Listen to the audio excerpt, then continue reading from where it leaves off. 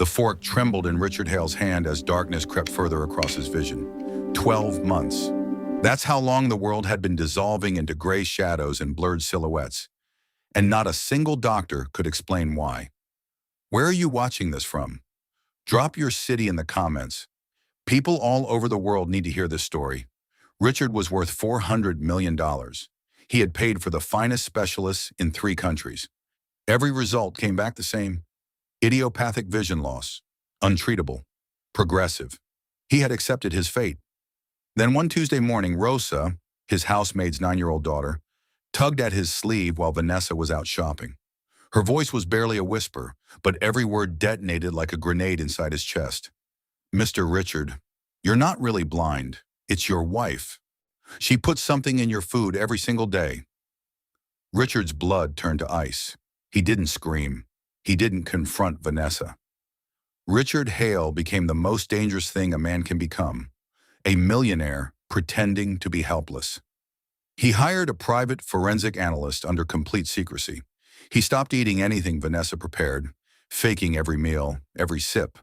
Within 3 weeks, his vision began returning. The analyst's report arrived on a Thursday. Thallium, a tasteless, odorless, heavy metal compound, dripped systematically into his evening meals for over a year. Someone had planned this meticulously. This was no impulse. Then came the devastating discovery. Hidden camera footage, installed by his own analyst, showed Vanessa on a late-night phone call laughing, uttering words Richard would never forget. "By the time the lawyers act, he won't be able to identify anything. We'll have everything." The man on the other end of that call, Richard's most trusted business partner. He had been surrounded by wolves and mistaken them for family. Richard sent one invitation, a private dinner. "My love, I want one last beautiful evening together. Just us." Vanessa arrived in red, confident, unsuspecting. The candles were lit, the wine was poured, and Richard, appearing fragile, tapping his cane, sat across from the woman who had been murdering him slowly over 12 months. She reached into her clutch. A small vial. Her fingers moved toward his glass. "Go ahead," Richard said quietly, without moving. "I've been watching you do it for 3 weeks." Vanessa froze. The lights came up. 2 forensic investigators stepped from the adjoining room. Every motion in that dining space had been recorded in high definition. The vial in her hand, enough thallium for a lethal dose, was captured clearly on 4 separate cameras. Vanessa's composure shattered. "You were never blind," she whispered.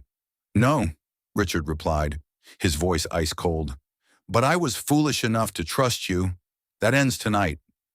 Within the hour, the room filled with authorities. Richard had briefed them 2 days prior.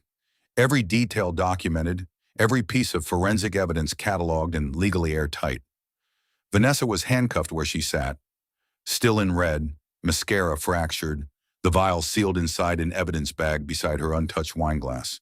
Her accomplice, Richard's business partner, Daniel Mercer, attempted to board a private flight out of the country that same night. He was intercepted at the airport. His phone, seized immediately, contained months of correspondence mapping out the entire scheme. The poisoning, the asset transfer strategy, the planned legal incapacitation. Richard's legal team moved swiftly. Accounts were frozen, documents were protected, and slowly, with proper medical treatment now finally possible, Richard's vision continued returning. First shapes, then color, then faces. The last face he'd seen clearly before the poisoning began was Vanessa's. The first face he saw clearly as his sight was restored was Rosa's. Richard Hale stood at the window of his estate 6 months later, seeing it fully for the first time in over a year. The gardens, the oak trees, the morning light. And he had rebuilt his legal team, restructured his company, and quietly, without press or announcement, he had done one more thing. He had offered Rosa's mother a permanent, salaried position managing his household, and enrolled Rosa in the finest school in the city, with a full educational trust in her name.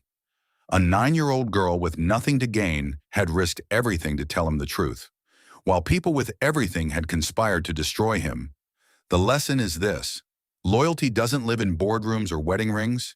It lives in people who have nothing to offer you except honesty.